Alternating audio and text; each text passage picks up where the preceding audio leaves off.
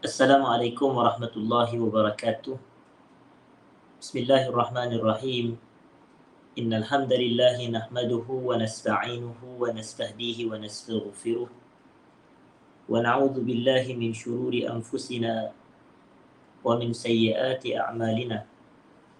May yahdihillahu fala mudilla lahu wa may yudlilhu fala hadiya lahu. Ashhadu an la ilaha illallah wahdahu la syarika lahu wa ashhadu anna sayyidana Muhammadan abduhu wa rasuluh. Allahumma salli wa sallim wa barik ala habibina wa sayyidina Muhammad wa ala alihi wa ashabihi wa ala man sara ala nahjihi ila yaumiddin, amma ba'd. Yang saya hormati jawatan kuasa pengurusan Yayasan Ta'lim, hadirin dan hadirat, para penonton, para pencinta ilmu yang dirahmati Allah sekalian. Pertama sekali kita rafakkan syukur kepada Allah Subhanahu wa taala. Alhamdulillahilladzi bi ni'matihi tatimmus salihat, kerana pada hari ini kita dapat bersama untuk kita meneruskan majlis pengajian bulanan kita yang sebenarnya kita langsungkan secara 2 bulanan, iaitu sebanyak 2 kali di dalam sebulan. Cumanya pada hari Sabtu pada 2 minggu yang lepas saya tidak sihat, maka saya tidak adakan kuliah bulanan untuk tajuk kita ini.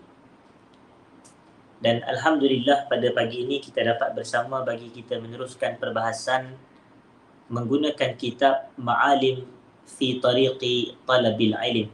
Ma'alim fi Tariqi Talabil Ilm, yang mana terjemahannya adalah petunjuk sepanjang perjalanan menuntut ilmu. Petunjuk sepanjang perjalanan menuntut ilmu. Dan pada bulan yang lepas kita telah menceritakan bahawasanya penulis kitab kita ini, hafizahullah ta'ala, Syekh Abdul Aziz Sadhan, hafizahullah, beliau memberitahu bahawasanya ada beberapa perkara yang mana jika kita tidak manfaatkan perkara-perkara ini, maka ia akan mendatangkan keburukan dan bukan kebaikan kepada diri kita ini. Yang pertamanya, kata beliau, hafizahullah, sebagai pengulangan hadirin dan hadirat, adalah berkenaan dengan perbuatan saling berziarah. Saling berziarah. Berziarah ni adalah melibatkan masa kita dan waktu kita, kerana kadang bila kita berkunjung atau berziarah ke rumah rakan-rakan kita, ia mengambil masa yang lama. Tetapi apa yang diisi dengan ziarah dan kunjungan tu, itulah yang cuba disampaikan oleh penulis kitab. Sebab kadang-kala apabila kita peruntukkan masa yang lama untuk ziarah, tapi topik yang kita bincang semasa kunjungan dan ziarah tu adalah topik yang tidak memberi manfaat, maka ini termasuk dalam pembuangan masa. Tapi kalau masa yang sama yang kita peruntukkan, tetapi topik yang kita bincangkan semasa ziarah dan kunjung adalah topik yang memberi manfaat, maka ini banyak mendatangkan faedah kepada diri seseorang. Yang kedua adalah kita ada masa tetapi kita sibukkan masa kita ini dengan perkara-perkara yang mafdul, yang kurang manfaat. Bukan nak kata yang tidak ada manfaat, tetapi yang kurang manfaat dia. Jadi perbahasan kita kadang berkisar tentang perkara-perkara yang tidak memberi manfaat yang lebih. Kita fokus isu-isu kecil, sedangkan kita boleh jadi mengabaikan isu-isu yang lebih besar. Jadi bila terlalu fokus kepada isu-isu yang kecil, masa kita habis banyak di situ, sedangkan ada banyak lagi perkara-perkara lain yang besar tetapi kita abaikan. Maka ini juga adalah suatu kerugian. Jadi pada hari ini kita nak masuk kepada perkara yang ketiga. Perkara yang ketiga ni adalah al-ashritatu as-sam'iyah. Kaset-kaset, yang mana kaset-kaset ini didengari oleh pendengaran kita dan disebutkan oleh penulis kitab Wahiya wallahi ni'mah. Sebenarnya kaset-kaset yang kita dengar ni adalah suatu nikmat. Walakin kathiran minna farrata fiha. Tapi ramai yang abaikan kenikmatan ini. Wasababu tafriqi fi hadhihi ni'mati ya'udu ila adamil ihtimami bitartibil waqt Dan sebab utama kenapakah berlakunya pengabaian dalam mengguna pakai atau mengambil manfaat daripada kaset-kaset yang kita boleh dengar seperti kaset-kaset kuliah ini adalah kembali kerana kita ini tidak ada kesungguhan dalam usaha menyusun waktu kita.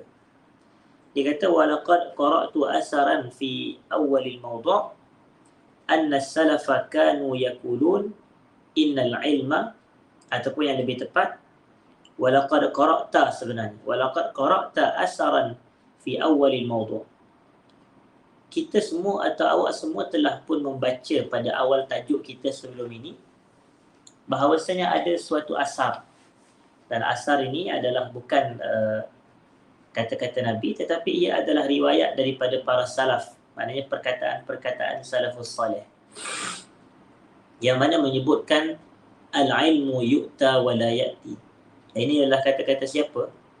Kita sebutkan sebelum ini adalah kata-kata Imam Malik bin Anas rahimahullah, al-ilmu yu'ta wa la ya'ti, yang mana terjemahannya ilmu itu didatangi dan tidak ilmu yang datang kepada kita. Wal'an, sekarang ini, iaitu pada zaman sekarang, yu'ta wa ya'ti biwasitati hadhil asyritah. Ilmu itu datang dan boleh didatangi. Itu maksudnya. Ilmu boleh datang kepada kita dan kita boleh mendatangi ilmu dengan perantaraan kaset-kaset yang mana di dalamnya adalah ilmu-ilmu ataupun ceramah-ceramah agama ataupun bacaan ayat-ayat suci Al-Quran menerusi kaset, yang dia sebenarnya boleh membantu kepada para penuntut ilmu. Maknanya ilmu ni macam yang kita tahulah, bagaimana cara kita nak memperoleh ilmu. Kita kata wasilahnya ada 3 yang utama. Wasilah untuk kita mendapatkan ilmu ni ada 3 yang utama. Apa dia? Ini seperti yang disebutkan oleh Allah Ta'ala di dalam Al-Quran. A'udzubillahi minasyaitanirrajim.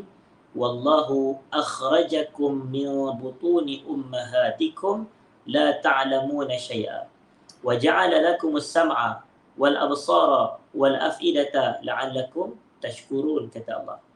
Yang mana terjemahannya, hadirin dan hadirat, Allah mengeluarkan kamu daripada perut ibu-ibu kamu dalam keadaan kamu tidak ada ilmu tentang sesuatu. Maknanya kamu ni bila kamu keluar sahaja daripada perut ibu, ini kamu tak tahu apa-apa pun, kosong. Kita ni zero knowledge bila kita keluar daripada perut ibu kita saat kita dilahirkan. Tetapi Allah kata wa ja'ala lakumus sama', Allah jadikan untuk kamu pendengaran, wal absar, penglihatan, wal afidah iaitu jantung hati untuk kita berfikir, la'allakum tashkurun, mudah-mudahan kamu bersyukur. Kerana ketiga-tiga itu adalah nikmat. Mendengar adalah nikmat, melihat adalah nikmat, dan berfikir adalah nikmat. Dan nikmat wajib disyukuri. Cara kita mensyukuri nikmat, salah satunya adalah dengan menggunakan nikmat di jalan ketaatan dan jalan kebaikan. Jadi kita ada mata, kita tengok kepada perkara-perkara yang baik. Itu syukur nikmat. Kita ada telinga, kita dengar ceramah agama dalam kaset, dalam YouTube, dalam MP3, dalam macam-macam. Orang kata wasilah yang ada. Dengar Quran daripada radio, daripada YouTube, daripada kaset dan seumpamanya. Itu yang cuba disampaikan oleh penulis kitab. Jadi ini adalah salah satu cara kita memperoleh ilmu. Jadi penulis kitab kata wal'an, zaman sekarang ni dia kata yu'ta wa ya'ti biwasitati hadhil asyritah. Ilmu datang dan boleh kita datang kepada ilmu dengan perantaraan kaset-kaset ini allati tu'inu talibal ilm, yang mana kaset ni dia membantu para penuntut ilmu. Walaqad zakara almustami'una laha anna fiha khairan katsira. Mereka yang banyak mendengar ceramah-ceramah agama atau bacaan Quran ataupun apa sahaja kebaikan menerusi kaset, mereka telah menceritakan bahawasanya pada kaset-kaset ni terdapat begitu banyak kebaikan. Walaqad intafa'tu biha wastafattu khaira. Ini kata penulis kitab, aku sendiri secara peribadi, beliau lah Abdul Aziz Sadhan hafizahullah, Dia kata, aku sendiri secara peribadi telah mengambil manfaat serta mengambil faedah daripada kaset-kaset dengan jumlah yang begitu banyak. Aku hadza min babit tahaddusi bin ni'mah, dan aku sebut perkara ini adalah termasuk dalam bab untuk aku menceritakan nikmat Allah Ta'ala kepada diri aku. Maknanya bukan untuk dia riak. Bila dia kata dia dapat banyak benefit, banyak manfaat dan kebaikan bila dia dengar kaset agama, itu bukan dia nak riak. Tak. Tapi dia kata min babi at-tahaddusi bin ni'mah, iaitu termasuk dalam bab menceritakan nikmat. Dan Allah Ta'ala kata, wa amma bi ni'mati rabbika fahaddith, wa amma bi ni'mati rabbika fahaddith. Adapun nikmat Tuhan kamu, maka hendaklah kamu ceritakan. Cuma saya nak tambah sedikit faedah. Sebenarnya nikmat ni kita boleh bahagikan dari sudut dua pecahan atau dua bahagian. Ada setengah nikmat yang mana kalau kita kongsikan, kalau kita ceritakan, dia boleh mendatangkan rasa dengki orang lain kepada diri kita, ataupun rasa hasad orang lain kepada kita. Jadi kalau nikmat sebegini yang kita khawatiri akan mendatangkan sangka buruk orang dan hasad orang dan dengki orang kepada kita, maka kita elakkan daripada berkongsi atau menzahirkan secara publik. Kerana itu disebut dalam sebuah riwayat, walaupun hadis ini dhaif, tapi dikatakan bahawasanya Rasulullah sallallahu alaihi wasallam bersabda, ista'inu ala injahi hawaijikum bil kitman, fa inna kulladhi ni'matin mahsud, fa inna kulladhi ni'matin mahsud. Hadis ni nak mengajar kepada kita bahawasanya nikmat tu utamanya kita sembunyikan juga. Kerana semua yang ada nikmat pasti akan ada yang hasad. Fa inna kulladhi ni'matin mahsud. Setiap orang yang memiliki nikmat, dia akan didengki dan dia akan dihasad, hadirin dan hadirat. Sebab itu ada satu juzuk daripada nikmat ni, satu pecahan dan bahagian kita tidak kongsikan. Dan kita pun tahu mana-mana nikmat yang boleh mendatangkan dengki dan sangka buruk dan hasad, maka yang ni kita tidak menceritakan di khalayak ramai. Tetapi ada nikmat-nikmat yang mana kalau kita ceritakan, itu adalah sebahagian daripada menzahirkan syukur. Sebab itu kata para ulama, at-tahaddusu bin ni'mati syukrun. Menceritakan nikmat itu adalah suatu bentuk syukur. Jadi macam contoh, kita ada rezeki lebih, macam kita dapat Allah Ta'ala katakan bagi pasangan yang telah berkahwin, kemudian Allah rezekikan kepada diri mereka anak. Jadi dia pun bagi tahulah kepada kawan-kawan dia di Facebook. Dia kata, alhamdulillah, isteri saya selamat melahirkan anak bayi kami seberat sekian dan sekian. Jadi kita pun, itulah tanda dia menzahirkan syukur bila dia cerita kepada orang. Itu bukan untuk dia riak. Itu bukan untuk dia mendatangkan hasad dengki. Takkan orang lain dapat anak kita rasa dengki kepada dia. Yang ni lainlah kalau orang lain dapat, orang kata beli kereta mahal-mahal dan barangan-barangan mewah. Yang tu mungkin akan menimbulkan kedengkian. Tapi kalau biasa kita dapat anak, maka kita kongsikan, itu adalah tanda syukur kepada nikmat yang diperoleh. Dan ramai orang-orang ramai pun yang komen-komen di bawah tu pun kita tengok bahawasanya mereka memahami. Masing-masing kata alhamdulillah, tahniah, barakallahu laka fil mauhubilak, dan doa-doa yang dianjurkan. Maka ini menunjuk masyarakat kita ini semakin memahami agama dengan baik. Jadi poin yang cuba disampaikan oleh penulis kitab, bahawasanya beliau sendiri banyak mengambil manfaat dan kebaikan dan faedah daripada kaset-kaset ilmu ini. Baik. Kemudian beliau mengongsikan pandangan dari sebuah kata-kata daripada Al-Imam Al-Amir As-San'ani rahimahullah. Was-San'aniyu yaqulu fi manzumatihi fil hajj. Al-Imam As-San'ani beliau menyebut di dalam manzumahnya berkenaan dengan haji. Dan As-San'ani ini adalah penulis kitab Subulus Salam, Dan kita tahu ada sebuah kitab hadis-hadis hukum yang sangat terkenal dan sangat bermanfaat untuk kita pelajari, namanya Bulughul Maram. Bulughul Maram. Siapa yang belajar agama dia mungkin akan mengenali dan biasa dengar perkataan Bulughul Maram min adillatil ahkam. Jadi kitab Bulughul Maram ni menghimpunkan hadis-hadis hukum, ditulis oleh Al-Imam Al-Hafiz Ibnu Hajar Al-Asqalani rahimahullah yang wafat pada tahun 852 Hijrah. Dan kemudian datanglah seorang ulama daripada Sana'a, iaitu negara Yaman pada hari ini, yang mana ulama ini dikenali sebagai Al-Amir As-San'ani, Al-Imam As-San'ani, dan dia mensyarahkan kitab Bulughul Maram dan dijudulkan kitab tersebut yang mensyarahkan Bulughul Maram tu Subulus Salam, iaitu Subulus Salam syarah Bulughil Maram. Itulah San'ani, dan San'ani ni dia ulama besar. Dan dia mengatakan wa man lam yujarrib laisa ya'rif qadrah fajarrib tajid tasdiqu ma qad zakarna.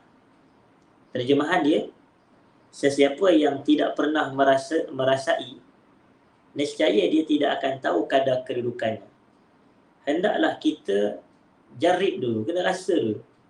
Nescaya kamu akan mendapati betul apa yang kami katakan. Tapi ini bahasa panjang ayat dia ni. Cuma ada satu kata-kata hikmah ataupun yang dikongsikan lagi pendek daripada perkataan yang agak panjang. Ini panjang. Wa man lam yujarrib laisa ya'rif qadrahu fajarrib tajid tasdiq ma qad zakarna. Kan panjang tu. Tapi saya ingat masa saya membaca syarah hadis 40 karangan Al-Imam An-Nawawi itu disyarahkan oleh Syekh Muhammad bin Saleh Al-Utsaimin rahimahullahu taala, Allamatul Syekh Muhammad bin Saleh Al-Utsaimin rahimahullah. Dalam tu beliau menceritakan bahawasanya tentang ibadat solat, tentang ibadat solat. Dan Utsaimin rahmatullah alaih dia mengatakan bahawasanya solat ni memberi cahaya kepada wajah, solat memberi cahaya dalam kubur, dan solat memberi cahaya di akhirat. Kemudian dia kata pendek je. Dia kata jarrib tajid. Jarrib tajid. Kamu kena rasa dulu, nescaya kamu akan dapati betul ke tak betul apa yang aku cakap. Begitulah. Jarrib tajid. Jadi sama juga perkataan ni. Jadi apa kaitannya? Maknanya cubalah kita rasa dulu, dengar keset-keset agama, keset-keset kuliah ni, ataupun sekarang ini mungkin kita kata keset dah semakin berkurangan, tapi zaman penulis kitab tulis ni banyak lagi pada waktu itu. Ni pada awal-awal keluarnya keset dahulu. Sekarang ini kita dah ada YouTube, kita dah ada Facebook Live, kita dah ada macam-macam aplikasi yang lain dan medium yang lain. Tapi dia punya sama juga cara dia dengar. Kita dengar macam contoh, kita ubah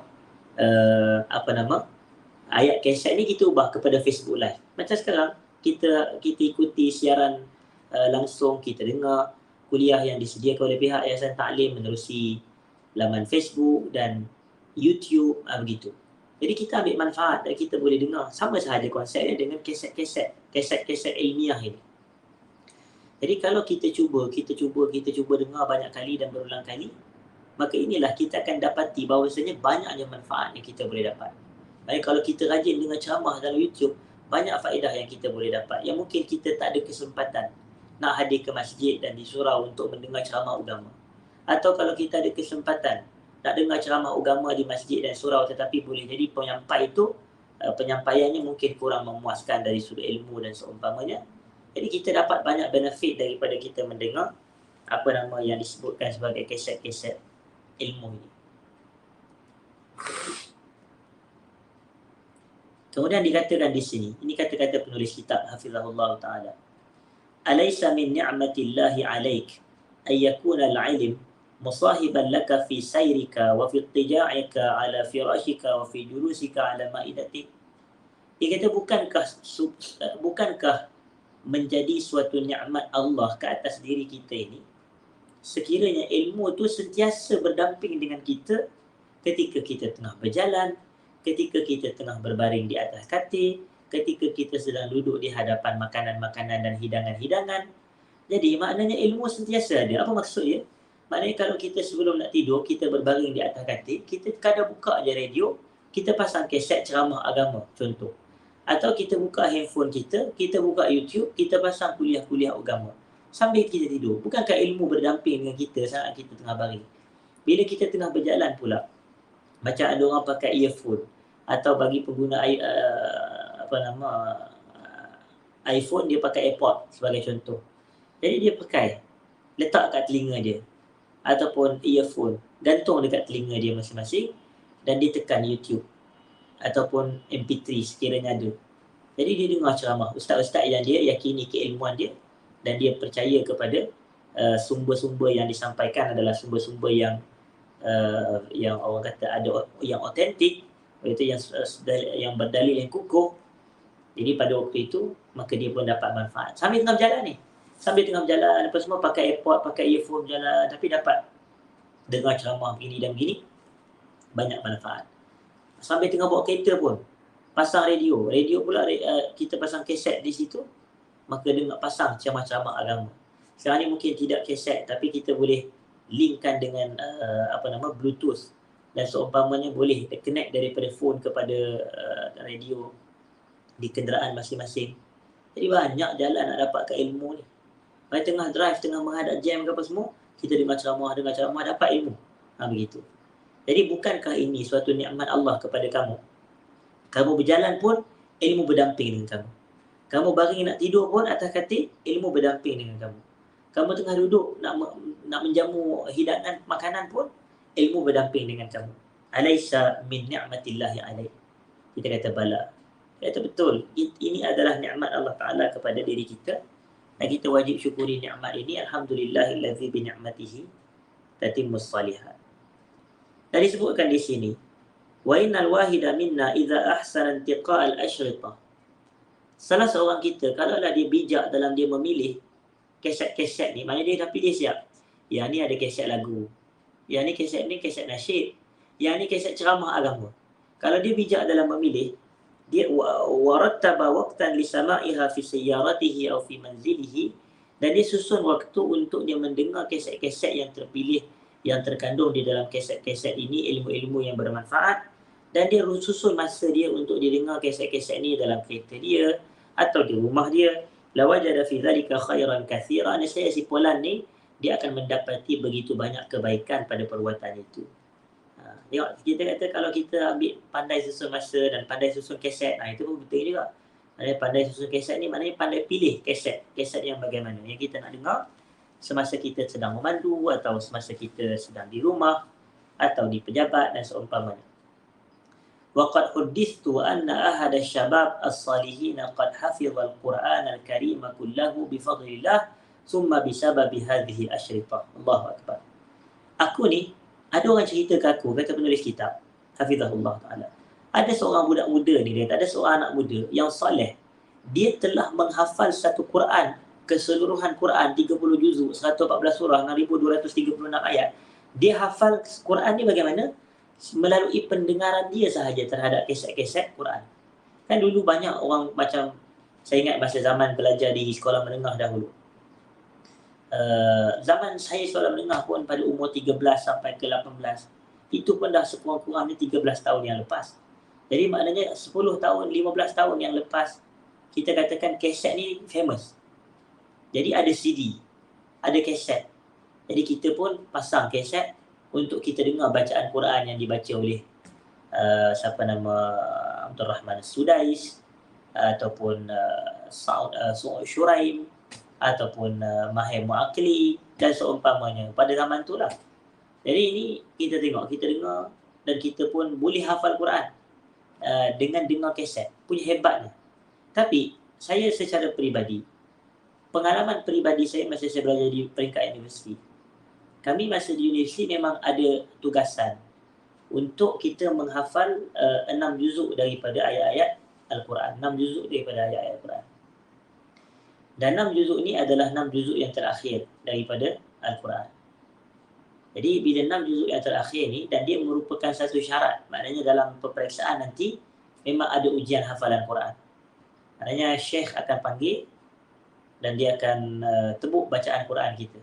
Yang ini dia panggil sebagai apa? Sebagai tasmi'. Jadi saya sendiri secara peribadi, antara cara saya nak menghafal Quran, saya dengar bacaan Quran. Dan pada zaman tu adalah menerusi YouTube. Zaman tu pada zaman fasa 2011-2015 tu dengar YouTube. Dan YouTube memang berhajat kepada internet, tetapi muncullah masa saya belajar dahulu di Jordan. Internet Jordan ni boleh kata antara selaju-laju internet, saya kata. Punyalah kita kata hebatnya. Walaupun negara dia nak dibuat perbandingan dengan negara kita ni, jauh lah. Orang kata kita lebih besar dan kita lebih ke hadapan, tetapi internet sana jauh lebih laju. Kata Alhamdulillah, jauh lebih laju. Siapa yang pernah belajar di sana tahu betapa mudahnya kelajuan internet. Tapi isu dia adalah kita dengar YouTube, dan yang saya memilih untuk mendengar adalah bacaan daripada Syekh daripada Mesir tu. Saya pun lupa pula nama dia. Tapi bacaannya subhanallah, kita kata adalah amat-amat sedap ni. Khalil Mahmud Al-Husari, Syekh Husari, Khalil bin Mahmud Al-Husari rahmatullah alaih. Bacaannya punya satu sebab memang guru saya orang Mesir juga. Guru Quran saya tu adalah Syekh daripada, ataupun dia belajar di Mesir ke apa ke, tetapi dia memang ikut macam ulama-ulama Mesir yang baca Quran ni, bacaan dengan meraihkan tajwid, dengan satu persatu sebutan. Jadi bila kita dengar satu-satu ingatan, dia akan kukuh. Dan saya menguatkan hafalan dengan ikut imitate dia punya cara bacaan dia. Macam tu. Husari rahmatullah alaih. Jadi maknanya antara surahnya, contoh surah At-Tur, antaranya surah Wan Najmi Idza Hawa, antaranya Waz-Zariyati Zarwa, antaranya lagi surah-surah itulah yang mana 6 juzuk yang terakhir daripada Al-Quranil Karim. Jadi kata Syekh Sadahan ni, dia kata dia hafal Quran budak muda ni keseluruhannya, yang pertama sekali bifadlillah, yang pertama sekali ialah ini atas rezeki ataupun nikmat Allah Ta'ala kepada dia. Tapi setelah daripada itu, summa bisababi hadhil asyrita, adalah disebabkan asbabnya keset-keset ni. Dia dengar Quran daripada keset, boleh jadi dia duduk dengar fokus, maka dia hafal Quran. Dan inilah kita kata antara benefit yang kita akan perolehi daripada Al-Quran. Sebab itu ulama-ulama kita, mereka membahaskan suatu topik, suatu perbahasan, iaitu bagaimanakah cara kita nak mengambil manfaat daripada Quran. Bagaimana cara nak ambil manfaat daripada Al-Quran. Jadi para ulama kita sebahagian sebut 5 dan sebahagian sebut 7. Setahu saya Syekh Abdul Razak Al-Badar hafizahullah ta'ala, anak kepada ulama besar, dan dia sendiri adalah ulama, anak kepada ulama besar Syekh Al-Allamah Abdul Muhsin Al-Abbad hafizahullah ta'ala di Madinah Al-Munawwarah. Abdul Razak Al-Badar dia menyeraikan ada 7. Tapi saya nak kongsikan 5. Dan 5 ni ada disebutkan oleh Al-Imam An-Nawawi rahimahullah ta'ala di dalam kitabnya At-Tibyan fi Adabi Hamalatil Quran. Yang pertama, kita nak ambil manfaat daripada Quran adalah dengan cara kita membaca Quran. Baca Quran. Yang kedua, nak ambil manfaat daripada Quran, kita kena tadabbur Al-Quran. Dan tadabbur adalah bacaan yang lebih, iaitu bacaan berserta kefahaman yang mendalam. Dan yang ketiga, cara nak ambil manfaat daripada Al-Quran adalah kita mendengar bacaan Al-Quran dengan teliti. Yang inilah yang dilakukan menerusi apa? YouTube, kaset, MP3 dan seumpamanya. Dan ini sebagaimana yang disebutkan oleh Allah Ta'ala di dalam surah Al-A'raf ayat yang ke-204, A'udzubillahi minasyaitanirrajim, wa idza quri'al Qur'anu fastami'u lahu wa ansitu la'allakum turhamun. Dan apabila dibacakan Al-Quran, maka dengarlah kamu dengan fokus. Istami'u, dengarlah dengan teliti. Wa ansitu, dan diamlah ketika Al-Quran dibacakan. La'allakum turhamun, mudah-mudahan kamu mendapat rahmat. Jadi inilah antara rahmatnya. Kawan ni tadi dia dengar kaset Quran, dia boleh hafal Quran. Bukankah itu rahmat daripada Allah? Bukankah itu nikmat daripada Allah? Jadi ini benefit. Yang ketiganya adalah kita kata tadi mendengar hafalan bacaan Quran dengan teliti. Yang keempat adalah menghafal Quran, dan yang kelima mengamalkan intipati Al-Quran. Itu cara kita nak ambil manfaat daripada Al-Quran yang saya ceritakan secara seimbas lalu. Maknanya kita tak syarah lebih-lebih. Kalau syarah lebih-lebih mungkin tak tamat kitab kita. Baik. Kemudian disebutkan di sini. Wa yaqulu an nafsi, anak muda yang saleh ni dia ceritakan tentang diri dia. Innahu kana yastami'u ila qira'ati Syekh Muhammad Siddiq Al-Minshawi sanataini kamilatain. Dia mendengar kepada bacaan Syekh Minshawi ni. Minshawi ni ulama terkenal dalam bidang bacaan Quran atau bidang qiraat. Berapa lama dia ambil masa dia dengar? Dia kata sanataini kamilatain, 2 tahun. 2 tahun penuh. Kalau 2 tahun penuh ni, kalau ikut kiraan bulannya, maknanya selama lebih kurang 24 bulan. Setahun ada 12 bulan, maknanya ada 2 tahun, maka 24 bulan.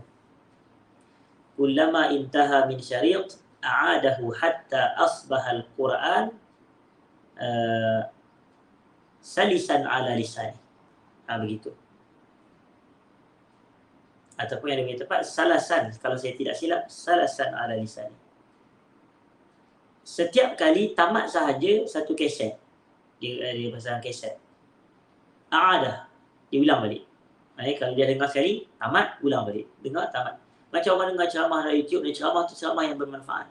Dia dengar, dia ulang. Dia dengar, dia ulang. Maka banyak benefit yang dia boleh dapat. Walaupun ada padanya pengulangan yang dia dah dengar banyak kali. Tapi sentiasa ada ilmu baru. Macam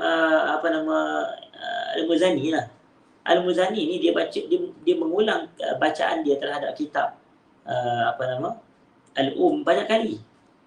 Ataupun Ar-Risalah, salah satulah Ar-Risalah kalau saya tidak silap, dia ulang dengan pembacaan yang banyak kali. Maksudnya Ar-Risalah tu ditulis oleh Imam Syafi'i. Al-Muzani adalah anak murid kepada Imam Syafi'i. Jadi dia ulang banyak kali, akhirnya memberi manfaat. Jadi kawan ni tadi dia cerita, dia kata aku banyak dengar keset Quran yang dibaca oleh Syekh Minshawi ni selama 2 tahun berturut-turut. Maknanya 2 tahun penuh, dia lebih tepat. Sehinggalah Quran tu menjadi, orang kata mengalir je kaedah dia. Maknanya Quran tu mengalir. Gitu. Hatta asbahal Quran salasan ala lisani. Maknanya cair lah. Cair tu, mengalir tu cair lah. Maknanya lancar. Bacaan yang begitu lancar, hadirin dan hadirat. Dan disebutkan di sini, fala tastab'id hadza ala nafsi. Maka jangan kamu anggap benda ni susah kat atas diri kamu. Kamu pun boleh buat juga. Mana kita ni, mana kata penulis kitab, boleh buat macam orang tu buat. Kalau kamu tu, si budak muda ni, dia boleh kalau 2 tahun dengar Syekh baca Quran dan dia boleh hafal Quran. Bukan maknanya kita, dia lain, kita lain. Jangan macam tu. Kita pun ada kelebihan yang sama dan dia pun ada rezeki yang sama. Dia ada pendengaran, kita ada pendengaran. Dia ada penglihatan, kita pun sama. Tetapi dari sudut tartibul awqat, cuma penulis kita kata walakin rattib waqtak. Akan tetapi kamu kena susun masa kamu. Kadang-kadang kita tak dapat nak buat perkara yang sama sebagaimana orang yang lain buat dalam tempoh 2 tahun kerana kita tidak bijak dalam pengurusan masa. Orang lain 2 tahun dia boleh selesai banyak benda, kita 2 tahun tak selesai apa kerana kita gagal dalam pengurusan waktu. Warattib hadhihi al-ashritah fi asna'i sama'ika laha, dan susunlah keset-keset ni saat kita sedang mendengar kepada keset-keset ni. Wala tudkhil syaritan ala akhar, dan janganlah kamu memasukkan atau mencampur adukkan satu keset ke atas keset yang lain, kerana boleh jadi nanti akan mendatangkan kepeningan kepada kita. Tapi maknanya satu demi satu, step by step. Inilah yang disebutkan oleh guru-guru saya dahulu, man ta'anna nala ma yatamanna. Sesiapa yang tenang-tenang, dia akan dapat apa yang dia inginkan. Maknanya kita dalam nak menuntut ilmu ni jangan nak cepat. Maknanya kejap keset ni campur aduk keset ni, tak sempat habis lagi, tak dengar banyak kali, tak. Jangan macam tu. Dia kena step by step. Kita nak memasukkan ilmu dalam badan kita ni ibarat seorang ibu atau ayah, dia nak masukkan roti ke dalam mulut anak dia yang masih kecil. Kalaulah anak dia masih kecil dan kita katakan kita suapkan satu buku roti yang besar ke dalam mulut, yang ni susah nak dihadam dan boleh mendatangkan bahaya pada kesihatan budak kecil ni tadi. Tapi kalau mak atau ayah dia ni tadi, dia pecahkan roti tu kepada pecahan yang kecil, kemudian dia suap masuk ke dalam mulut anak kecil dia, maka mudah nak masuk kerana kita satu persatu. Tapi kalau kita ni terus masuk ke dalam banyak ilmu dalam satu masa yang serentak dalam keadaan kita ni masih beginner, orang kata mubtadi'in, bukan mubtadi'in, iaitu peringkat beginner, peringkat permulaan. Jadi ilmu ni luas. Dia macam orang yang tak pandai berenang, dia pergi ke lautan yang dalam. Patutnya kalau tak pandai berenang, berlatihlah dekat kolam dulu. Kolam tak adalah luas dan besar sangat. Tapi ni dia tak pandai berenang, dia pergi terus kepada lautan. Boleh hanyut dan boleh lemas dia sebenarnya kerana ilmu tu begitu luas. Sama juga kalau kita di peringkat beginner. Ilmu sedikit sahaja. Ilmu nak berenang tak ada. Tapi terus masuk kepada lautan dalam sekaligus serentak, yang ini tidak boleh. Jadi kena susun. Kalau kita nak dengar kaset, sama juga. Wala tudkhilu syaritan ala akhar hatta tafrugha min al-awwal. Ini sangat penting. Jangan kamu nak ubah-ubah kaset sehingga kamu dah selesai dahulu, kamu dengar kaset yang pertama. Mana biar kita ikut selesai. Macam beli kitab lah. Kita beli satu kitab ni. Judul dia Ma'alim fi Tariqi Talabil Ilm. Dan dalam kitab ada pecahan bab. Dan dalam bab ada pecahan fasal-fasal. Jadi kita jangan terus pergi terus kepada bab yang hujung-hujung tu. Baca daripada awal. Yang paling utama, kalau kita rasa bermanfaat, baca mukaddimah dahulu. Kemudian kita pun terus pergi kepada bab yang pertama, kemudian barulah yang kedua, kemudian barulah yang berikutnya. Pada step by step. Inilah baru betul cara pembelajaran yang tepat. Begitu. Jadi nah. Fa in lam tastafid min asy-syaritil awwal fa'idhu marrah wa marratain wa karrat wa marrat. Begitu. Kalaulah kamu rasa kamu tidak dapat faedah daripada kaset yang pertama, ulang balik. Bukan terus pergi pindah kepada kaset yang lain. Ulang kita dengar. Ulang semula pendengaran kita daripada awal. Dia kata fa'idhu marrah wa marratain. Ulang sekali atau dua kali. Wa karrat wa marrat. Wa karrat wa marrat ni maknanya berkali-kali. Begitu. Sebab karrat pun marrah juga. Sama je perkataan yang sama. Macam kita baca dalam surah Al-Kahfi tu kan. Surah Al-Kahfi pula. Dalam surah Al-Mulk. Yang mana Allah kata macam Tabarakalladzi biyadihi al-mulku wa huwa ala kulli syai'in qadir alladzi khalaqal mauta wal hayata liyabluwakum ayyukum ahsanu amala wa huwal azizul ghafur alladzi khalaqa sab'a samawati tibaqa ma tara fi khalqir rahmani min tafawut farja'il basara karratain yanqalib ilaikal basaru khasi'an wa huwa hasir. Perkataan karratain ni, karratain itu maknanya apa? Marratain maknanya sebanyak dua kali.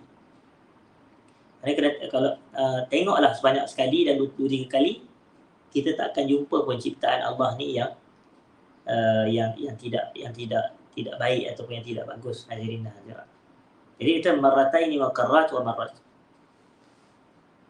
Dan penulis kitab dia kata apa? Hafizahullah taala. Wa idza aradta an ta'rifa qadra as-sa'at allati tuhdar fanzur fi sayrika kam tasma' khilalahu min syariat. فإذا كان الشريط الواحد مدته ساعة أو ساعة ونصف فهذه أوقات تهدر لا يفطن لها الواحد منا إلا إذا نبه لها. Dia kata, kalaulah kamu nak tengok dan kamu nak ketahui berapa lamakah masa-masa yang dibuang, yang disia-siakan, maka cuba kamu tengok perjalanan kamu. Sepanjang kamu berjalan tu, kalau kamu dengar satu kaset sahaja sepanjang perjalanan, dan sekiranya satu kaset kuliah ilmu atau majlis ilmu ni, tempoh dia adalah 1 jam atau 1 jam setengah. Maka itulah jumlahnya kalau kita tak dengar, waktu yang kita sia-siakan, yang kita abaikan. Yang tidak disedari pun waktu itu terabai, kecuali bagi orang yang telah ditegur, yang telah diberikan peringatan. Farattib li nafsika waqtan tasma'u fihi darsan fi asna'i sayri. Susunlah waktu kamu untuk kamu mendengar dars, iaitu pengajian ilmu semasa kamu berjalan. Khassatan waqad taba'adatil manazil wad daur. Tambah lagi sekarang ini rumah-rumah semakin berjauhan antara satu sama lain. Iaitu negara makin membesar, penduduk semakin ramai. Jadi perjalanan semakin jauh. Jadi apabila perjalanan semakin jauh, dan wakathura zihab wal iyab, tempoh masa untuk pergi dan pulang tu semakin banyak dan semakin lama, maka manfaatkan masa tu. Dan perjalanan yang kita biasa lakukan adalah, kata penulis kitab, hafizahullah ta'ala, li'ajlil amali waz ziyarat, dengan tujuan untuk pergi bekerja. Sekarang ni mana ada orang bekerja bawah rumah? Jarang lah. Atau orang bekerja di sebelah rumah, atau bekerja di dalam taman dia. Jadi susah. Jadi mungkin kita, kalau kita nak bekerja, kita terpaksa keluar. Bahkan sebahagian keluar negeri pun, contoh. Keluar negeri macam contoh, macam saya lah. Kalau kita duduk di, contohlah kita duduk di Cyberjaya, di Selangor, pergi kerja di Kuala Lumpur, dan negeri lain. Selangor dan Kuala Lumpur adalah negeri yang berbeza, yang begitu dah lebih kurang. Jadi perjalanan dalam 40 kilo, hadirin dan hadirat. Jadi perjalanan 40 kilo bukannya 40 minit kalau kita duduk di Kuala Lumpur ni. Tapi mungkin perjalanan 40 kilo ni dia ambil masa dah sampai 1 jam gitu. Baik. Jadi 1 jam tu sebenarnya lama. Kalau disia-siakan rugi. Sebab peruntukan masa kita dalam sehari hanya ada 24 jam sahaja. Jadi 1 jam perjalanan pergi, 1 jam perjalanan pulang, 2 jam dah. Jadi apa kita manfaatkan dalam tempoh tu, apa yang kita isi dengan masa selama 2 jam tersebut. Baik. Kemudian kata penulis kitab, dia kata kaziyarati rahim atau ziyarati akhin fillah wa qada'i hajah min mutatallabatil manzil wa ghairiha, thumma hafiz ala hadha at-tartib wa satara annaka la tanzil min sayyaratika illa waqad sami'ta min al-fawaid asy-syai'il katsir.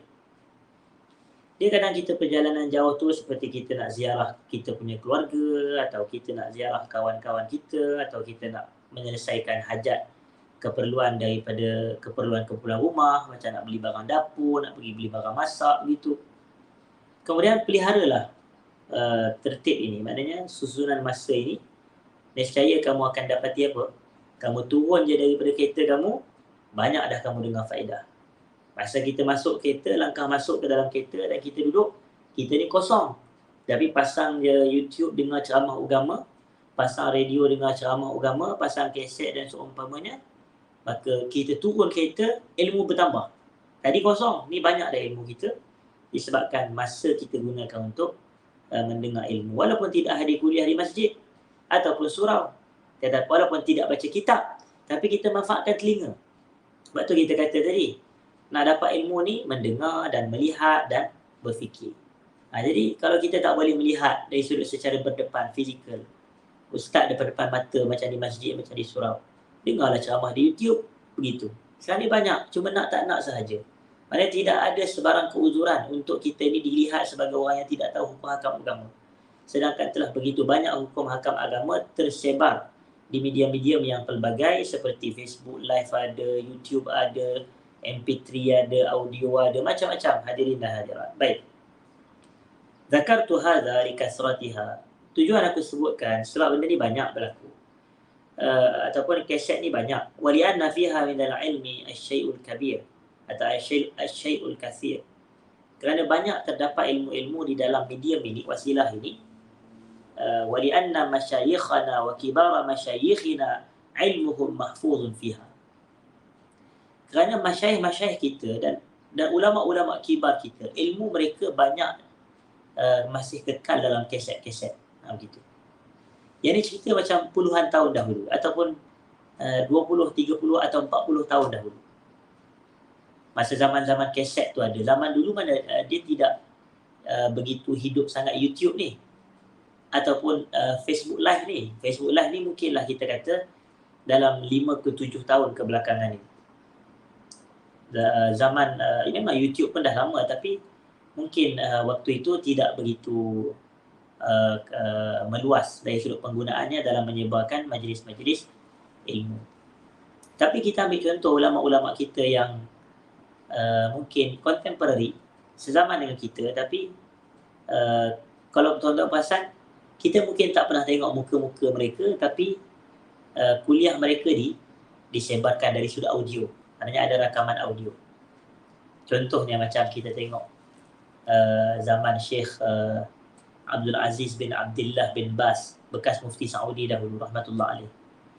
Kita mungkin jarang tengok video dia macam saya bercakap di hadapan tuan-tuan ni. Ni nampak suara pun dengar dan audio pun dan video dan audio pun jelas kelihatan. Tapi zaman dia mungkin gambar tu tak ada. Maknanya tak banyak dalam versi rakaman dengan muka sekali, tidak. Tapi audio, suara tu masih kedengaran. Dan sampai hari ni ceramah-ceramah dia masih ada dekat YouTube. Tapi dalam bentuk suara. Maknanya orang masukkan dalam YouTube audio tu dan kita ambil manfaat. Padahal siapa nama Ibn Baz ni, kalau saya tak silap, meninggal pada tahun 1999. Maknanya kalau 99 pun, hari ni umur dia dah 24 tahun dah. Maknanya kita katakan 2023 ni, maknanya umur dia telah 24 tahun. Jadi maknanya selepas 24 tahun meninggal dunia pun, suara didengari macam tu. Kalau ulama' yang sebelum daripada itu, walaupun suara kita, macam kita tak pernah dengar lah suara Imam Nawawi, atau suara Imam Syafi'i, atau siapa-siapa ulama' yang besar. Tapi mereka mengekalkan ilmu mereka menerusi kitab. Tapi ulama'-ulama' zaman kita, kitab pun ada, tetapi audio ceramah ni, ini pun penting. Ini adalah perkembangan kemajuan, macam tu. Perkembangan kemajuan dan kemodenan teknologi. Jadi kita tengok bahawasanya okey, suara didengari dengan jelas. Dan ada zaman sekarang lagi lah, maknanya gambar pun jelas, ustaz bercakap, ustaz duduk pegang pipi pun dia boleh nampak, macam tu. Dia betulkan hidung pun dia boleh nampak. Tapi suara, ini macam sama juga dengan Syekh Nasiruddin Al-Albani rahimahullah. Sebagai contoh, kita tengok keset-keset dia banyak di YouTube. Cuba pergi dekat YouTube. Kita tengok dia baca Quran pun ada. Dia ada baca surah Al-Furqan, wa ibadur rahmanil ladzina yamshuna 'alal ardi hauna. Jadi ada keset-keset dia, maknanya audio-audionya ni anak-anak murid dia, okey, rakam. Tapi audio lah, bukan video. Jadi dalam bentuk audio. Suara dia masih jelas kedengaran sehingga ke hari ini. Dan Al-Albani pun rahmatullah alaih, kalau saya tak silap juga meninggal pada tahun 1999, lebih kurang 24 tahun yang lepas. Rahmatullahi alaih. Dan begitu juga dengan faqihul zaman, Imam Muhammad bin Salih Al-Utsaimin rahimahullah, yang sekiranya saya tak silap meninggal dunia pada tahun 2001, hadirin dan hadirat. 2001, lebih kurang 22 tahun yang lepas meninggal dunia, tetapi punya banyak ceramah-ceramah dia dalam YouTube. Maknanya suara-suaranya masih didengari. Baik. Jadi ulama-ulama kita, ilmu mereka disimpan di situ. Maknanya dalam YouTube, dalam audio, dalam MP3, dalam macam-macam. Wa tuba'u bi aisaril asman. Dahlah ini adalah suara ulama, ilmu para ulama. Dalam masa yang sama, dia dijual dengan harga yang begitu murah sekali. Ialah keset mana ada mahal sangat. Wa yastati'u al-wahidu ayyatanawalaha fi kulli waqt. Maknanya siapa sahaja boleh mendapatkan dia dan memanfaatkannya pada setiap keadaan dan setiap masa. Pergi beli keset, pergi beli apa semua, kita boleh berulang-ulang mendapat manfaat selagi tidak rosak lah. Baik. Wa'arifu ikhwah syughilu an hudurid durus. Kata penulis kitab Hafizahullah, aku kenal beberapa kawan-kawan kami, sahabat-sahabat kami, yang mana mereka ni sibuk sehingga tak sempat nak hadir majlis pengajian. Ika suratil a'mali wal ashghal, disebabkan banyaknya kerja dan banyaknya kesibukan dan urusan. Fa'awadu hadha bil istima'i ila al-ashrita. Cara dia orang nak gantikan balik adalah apa? Dia nak gantikan balik, dia tak sempat nak hadir kuliah-kuliah di masjid dan di surau, dari pusat-pusat pengajian. Cara dia macam mana? Dia kata mereka ganti bil istima'i ila al-ashrita, dengan mereka dengar balik kaset. Begitu. Fanafa'ahumullahu biha. Maka Allah pun memberi manfaat kepada mereka menerusi perantaraan kaset-kaset. Baik. Selesai kepada yang ketiga, hadirin dan hadirat. Yang keempat, waktu yang kita sering lalaikan dan sering kita abaikan, sebenarnya kita boleh ambil manfaat, adalah bainal adhani wal iqamah. Di antara azan dan iqamah. Minal awqati allati farratna fiha. Antara waktu yang kita abaikan adalah al-waqtu alladhi bainal azanain. Waktu di antara dua azan. Dua azan. Iaitu al-azan wal iqamah. Azan dan iqamah. فلو أنك قدرت الوقت الذي بين الأذان والإقامة لصلاة الظهر والعصر والعشاء والفجر لوجدت أن بين كل أذانين ثلث ساعة. هذا على أقل التقدير. إذن تحصل لنا ساعة وثلث. أما صلاة المغرب فإن الوقت قصير بين أذانها وإقامتها. Antara waktu yang kita sering abaikan adalah waktu di antara azan dan iqamah. Kalaulah kita tetapkan waktu di antara azan dan iqamah ini adalah sekitar 1/3 jam. 1/3 jam ni bersamaan 20 minit lah. Kalau ialah 1 jam ada 60 minit, 1/3 daripada 60 minit adalah 20. Jadi katalah antara azan dan iqamah ni ada 20 minit. Untuk 4 solat. Pertama subuh, kemudian zuhur, kemudian asar, kemudian isyak. Jadi kalau 20 minit kali dengan 4 dah 80 minit. 80 minit itu bersamaan 1 jam 1/3. 1 jam 1/3. Jadi itu sekurang-kurangnya. Tapi di sini agak berbeza sedikit. Saya nak kena sebut sebab Malaysia tak begitu. Waktu kita ni antara azan dan iqamah boleh dikatakan untuk kelima-lima waktu adalah selama 10 minit sahaja. Jadi masa tu dia agak terhad. Maknanya antara azan dan iqamah 10 minit. Itu pun 10 minit tu telah mencakupi azan sehingga selesai azan. Jadi maknanya selepas selesai azan, mungkinlah azan selama 3 minit, maka ada berbaki 7 minit sahaja untuk iqamat. Dan dalam tempoh 7 minit itulah kebiasaannya kita nak solat qabliyah, begitu. Jadi ini sedikit perbezaan.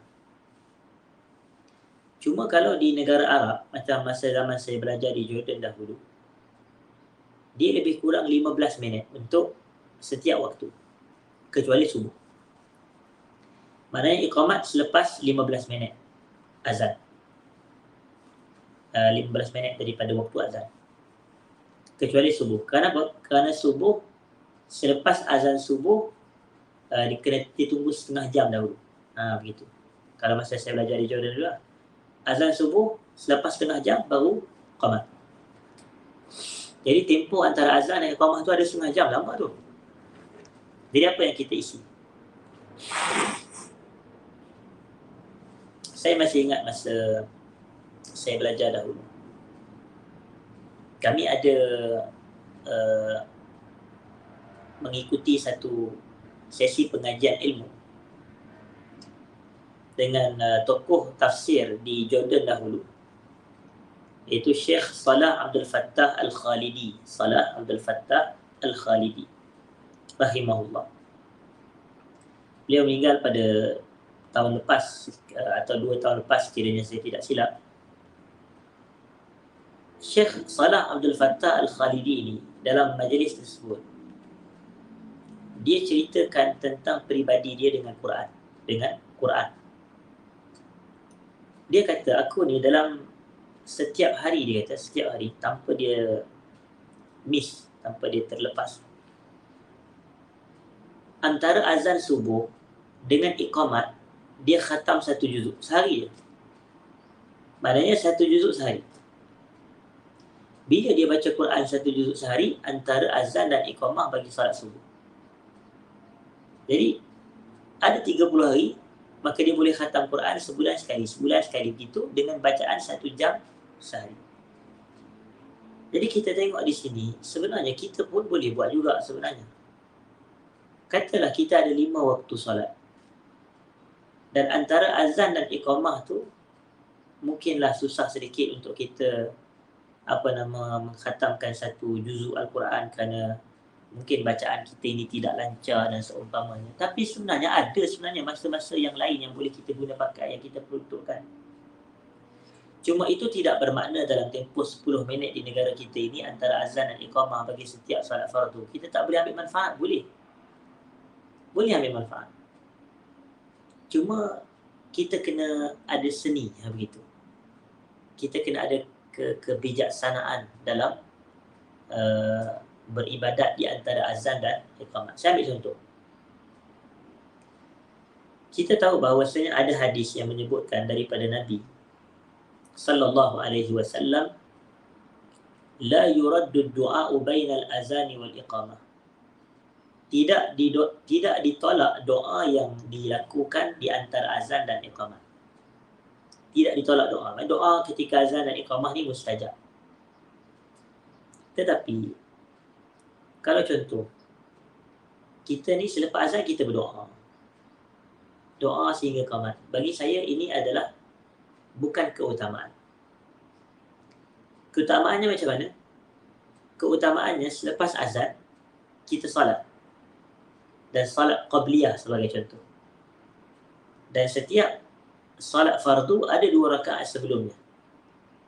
Setiap salat fardu, saya ulang balik, ada salat 2 rakaat sebelumnya. Dan salat 2 rakaat sebelum salat fardu yang paling afdal adalah qabliyah subuh. Qabliyah subuh. Berdalilkan hadis Nabi sallallahu alaihi wasallam, raka'atul fajri khairu minad dunya wa ma fiha. 2 rakaat sebelum subuh lebih baik daripada dunia dan segala isi. Dan selepas itu datanglah qabliyah bagi salat zuhur. Begitu. Dan ada qabliyah juga bagi salat asar, dan qabliyah bagi salat maghrib, dan qabliyah bagi salat isyak. Cuma ianya tidak muakkad. Ianya tidak muakkad. Salat rawatib yang muakkad ni saya kongsikan sedikit ilmu. Salat rawatib qabliyah dan ba'diyah yang muakkad yang dituntut ada 10 saja. Ada 10.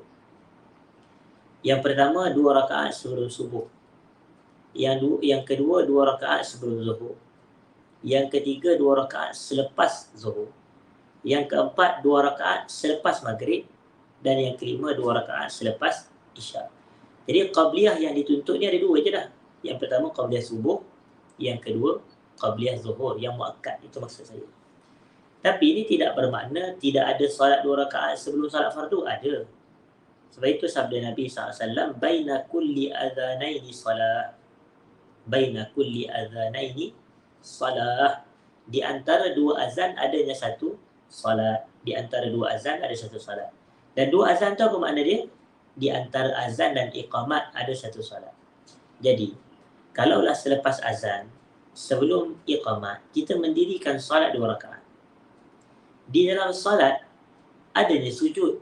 Di dalam salat ada sujud.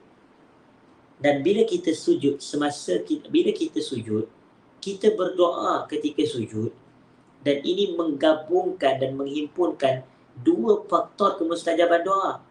Yang pertama adalah faktor sujud. Yang kedua ketika itu di antara azan dan iqamat. Tapi kalau kita semata berdoa selepas azan, kita tak dapat yang ini.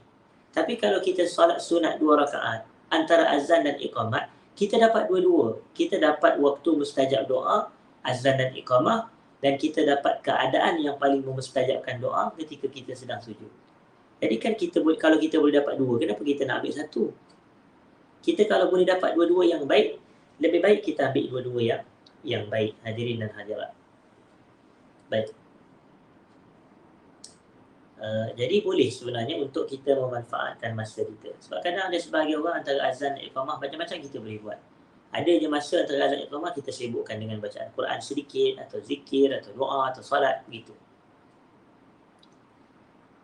Dan disebutkan di sini, wa inni la ajzamu anna man istaghalla hadhihi al-awqat baina al-azan wal iqamati li qira'ati al-Qur'an al-Karim, sawa'an muraja'ah ma hafidha aw hafidha ma lam yahfaz, fa innahu sayahfazu shay'an katsiran min kitabillah. Dia kata, aku ni confirm lah, dia kata, aku berani jamin, dia kata, sesiapa yang memenuhkan waktu-waktu di antara azan dan iqamah ini dengan bacaan Quran al-Karim, sama ada dia mengulang apa yang dia dah hafal, atau dia nak mula hafal apa yang dia belum hafal, nescaya dalam tempoh azan dan iqamah ni, dia dapat menghafal banyak Al-Quran, ayat-ayat daripada Al-Quran al-Karim. wa 'alaika an tahsiba hadzal waqt li muddati syahr. Dan hendaklah kamu hitung tempoh ni antara azan dan iqamah ni dalam tempoh seminggu, sebulan sahaja. Fasatajidu annahu yakunu ladaina 40 sa'atan fi syahr. Jadi kalaulah kita katakan tadi ada 1 jam 20 minit. 1 jam 20 minit. 1 jam suku. Ataupun suku ni 15 lah. Tapi ni 1/3 macam tu. Saya tak tahulah macam istilah dia. Tapi 1 jam 20 minit lah. Begitu. 1 jam 20 minit. 1 jam 20 minit ni dikalikan dengan 30 hari. Maknanya disebut oleh penulis kitab di sini, kita kira kot. Maknanya ada 40 jam. Ada 40 jam. Jadi cuba bayangkan, kalaulah 40 jam yang kita peruntukkan dalam sebulan untuk kita hafal Quran. Begitu. Dia sebenarnya kita boleh, tapi kita tak pandai susun masa. Kita boleh, bukan tak boleh. Tapi kita tak pandai. Boleh nak jadi ulama', boleh nak jadi hafiz Quran, boleh nak jadi hafal hadis yang begitu banyak, boleh. Cuma kita ada kekurangan dan kelemahan dalam penyusunan masa kita. Walau annaka al-an bahasta fi amrik lawajadta annaka la taqra'ul Quran illa nadira. Allahu akbar. Kalaulah sekarang ni kamu nak cek tentang diri kamu, kata penulis kitab, nescaya kamu akan mendapati yang kamu ni tidak membaca Quran kecuali sangat jarang. Jarang sekali kita dibaca Quran. Iza stusniya Ramadan syarafahullah. Itu pun apabila tidak termasuk dalam bulan Ramadan. Sebab Ramadan mungkinlah ramai orang buat tadarus, baca Quran. Tapi tak, ini bulan-bulan lain seolah Quran terabai. Seolah dia diabai. Fahadzal waqtu alladhi bainal azanaini lam yastaghilluhu al-kathiru minna. Waktu di antara azan dan iqamah ni tak banyak dimanfaatkan oleh ramai dari kalangan kita. Wassababu fi dhalika huwa at-ta'akhkhuru 'an adh-dhahabi ila al-masjid. Sebabnya tak lain tak bukan adalah kerana kita ni lewat datang ke masjid. Kadang-kadang kita datang ke masjid ni lagi seminit nak iqamat. Jadi kita tak sempatlah nak memanfaatkan antara azan dan iqamat dengan ibadat. Sebab itu saya selalu sebut bahawasanya kehadiran ke masjid ni dia terbahagi kepada 3 hadirin dan hadirat yang saya hormati. Ada orang yang hadir ke masjid ni sebelum azan berkumandang pun. Dan inilah kehadiran yang terbaik. Inilah contohnya yang dilakukan oleh Sa'id ibn al-Musayyib rahimahullah. Pembantu rumah dia kata, "Manudiya lil adhani munzu 40 sanah illa wa Sa'id ibn al-Musayyib fil masjid." Tidaklah dikumandangkan azan semenjak 40 tahun. Semenjak 40 tahun. Melainkan Sa'id bin al-Musayyib ini telah pun berada di dalam masjid. Kita kata Allahu akbar. Dia ada dalam masjid dah. Maksudnya azan belum berkumandang. Jadi dia hadis sebelum azan berkumandang. Yang kedua adalah yang hadis selepas azan. Cuma kalau orang yang hadis selepas azan ni, mungkin dia punya waktu antara azan dan iqamah, kalau macam negara kita 10 minit, mungkin dia dapat sikit sahaja. Dan ada juga yang ketiga, iaitu yang hadis selepas iqamat. Ada juga. Jadi dia dengar iqamat dah di laung, maka dia pun barulah pergi bergerak ke masjid. Contohnya begitu. Jadi sebab lewat ke masjid, maka kita tak dapat nak memanfaatkan masa di antara azan dan iqamah. Tara anna al-wahida minna la yadhhabu illa ma'al iqamah. Gitu. Kamu akan dapati bahawasanya ada dari kalangan kita ni yang tidak pergi ke masjid kecuali ketika iqamat. Au qubailuha, ataupun ketika nak hampir-hampir nak qamat.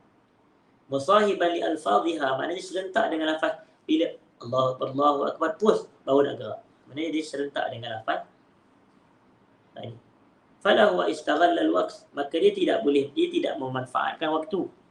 Wala huwa adrakal ajra min salatil malaikati alaihi. Dan dia tak dapat selawat para malaikat ke atas dirinya. Wala ajra tabkiri lis-salat, dan dia juga tidak dapat ganjaran bersegera menuju ke masjid.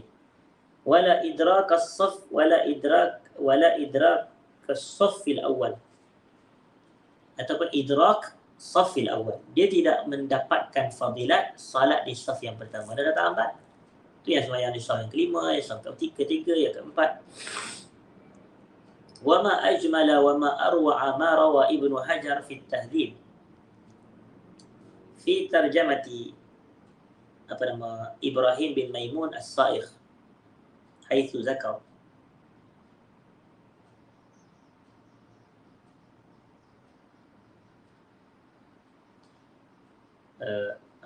ataupun yang lebih tepat haitsu zukir. Okey.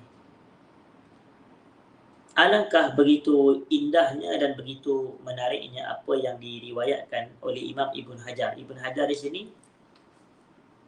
merujuk kepada Al-Imam Al-Hafiz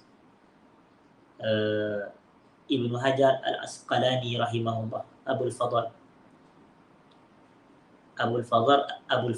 Ahmad bin Ali bin Hajar Al-Asqalani rahimahullah, ataupun lebih dikenali sebagai Ibn Hajar Al-Asqalani. Dan dia tulis kitab, dalam ni dia kata At-Tahzib, itu merujuk kepada Tahzibut Tahzib. Tuan-tuan, dia begini, saya nak sebut kitab ni lah, ini info lah, bukan ilmu. Dahulu ada seorang ulama,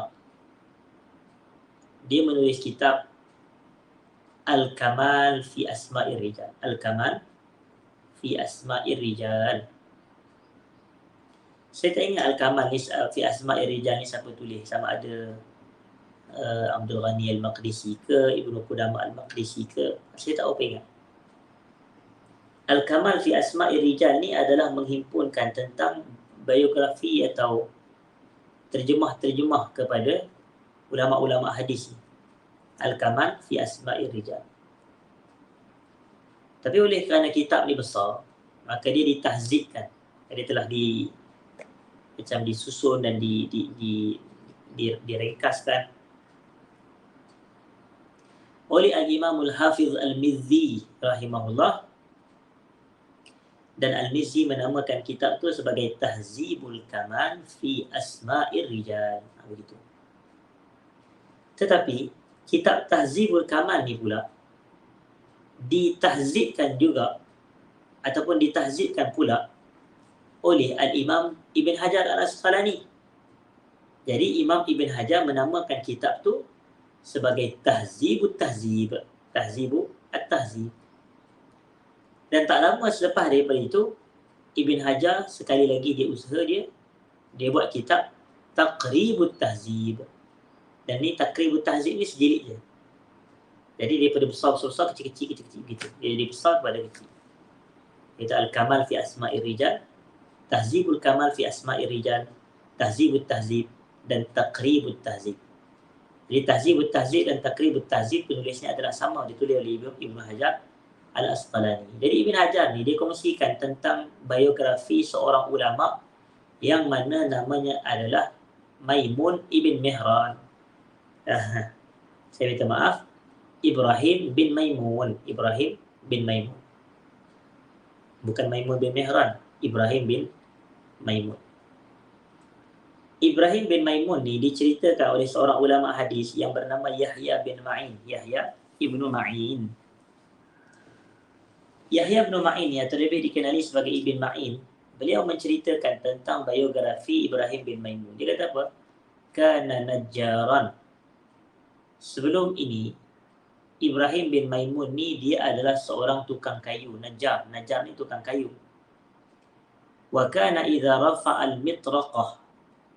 Bila dia tukang kayu, kan dia bertukang. Kerja bertukang kan kat penukul. Mitraqah ni adalah tukul kayu.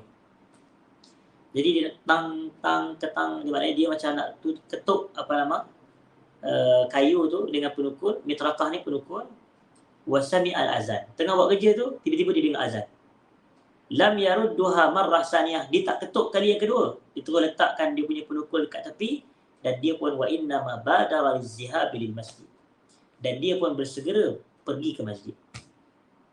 Tuan-tuan bayang, ni siapa dia? Ini tukang kayu. Mana pelajar syariah? Mana pelajar usuluddin?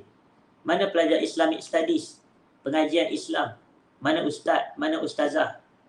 Mana yang bekerja di institusi agama? Ini tukang kayu. Bila dia nak ketuk penukul tu, dia dengar azan, dia tak jadi ketuk. Dia letakkan penukul di tepi. Dan dia terus pergi ke masjid. Ini tukang kayu. Jadi inilah sepatutnya orang-orang agama ni muhasabah. Mana kita di masjid? Begitu.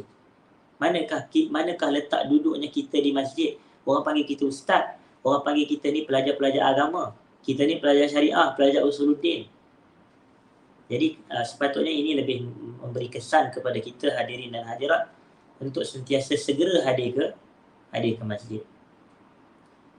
Dan penulis kitab kita hafizahullah taala, Syekh As-Sadhan hafizahullah, dia kata waqala Abu Hamid Al-Ghazali, waqala Abu Hamid Al-Ghazali. Dan Abu Hamid Al-Ghazali ni adalah Al-Imam Al-Ghazali. Abu Hamid Muhammad bin Ahmad Al-Ghazali rahimahullah, yang wafat pada tahun 505 Hijrah. Apa kata beliau? Fima nuqila anhu Az-Zarkashi fi I'lam As-Sajid. Maknanya seorang ulama yang bernama Al-Imam Az-Zarkashi. Zarkashi ni ada sebuah kitab nama dia I'lam As-Sajid. I'lamu As-Sajid. Dan dia nukilkan pandangan daripada Imam Al-Ghazali rahmatullah alaih. Dalam kitab dia itu dia kata apa? Wa kana awwalu ma ahdatsan nas, antara perkara baharu yang orang ramai lakukan, at-ta'akhkhuru an salatil Jumaah.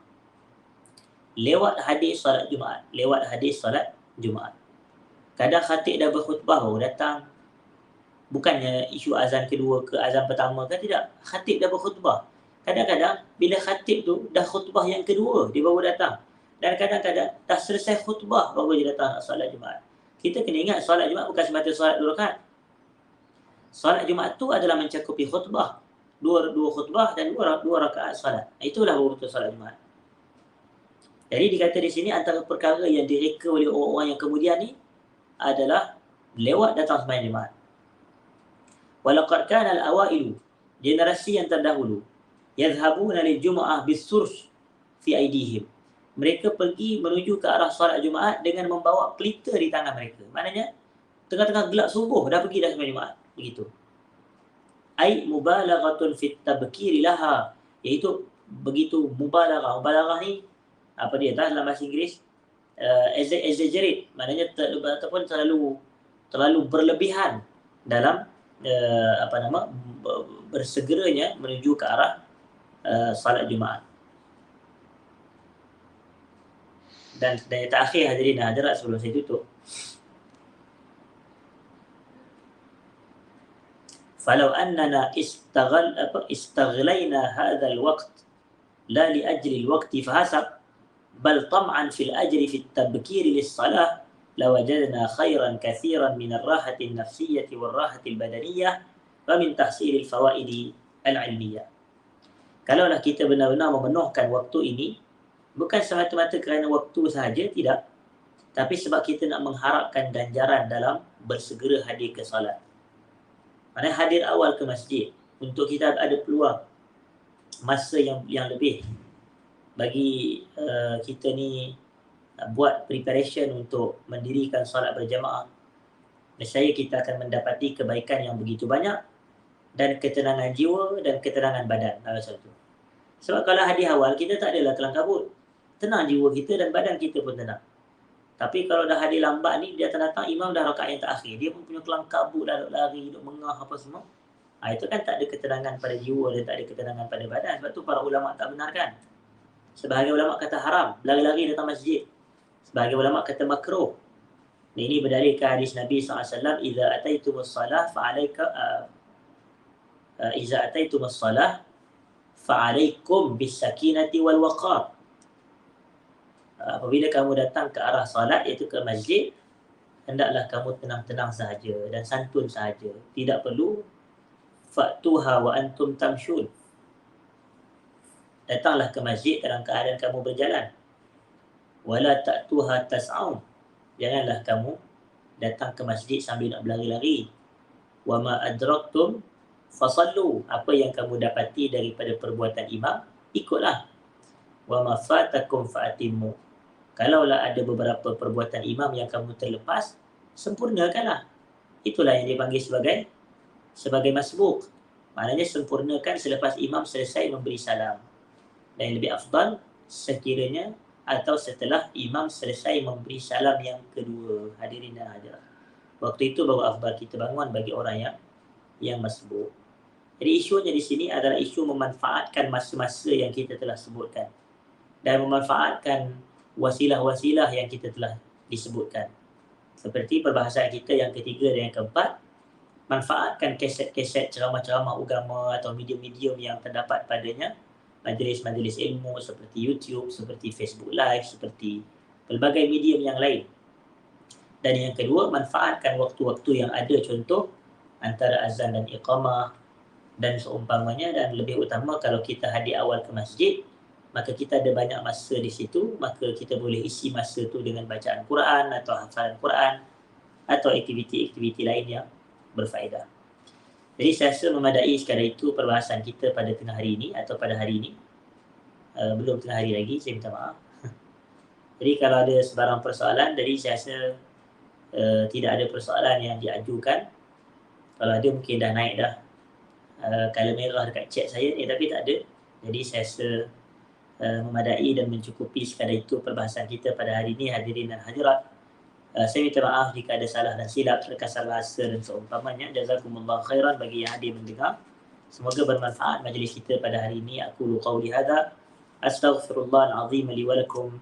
Assalamualaikum warahmatullahi wabarakatuh.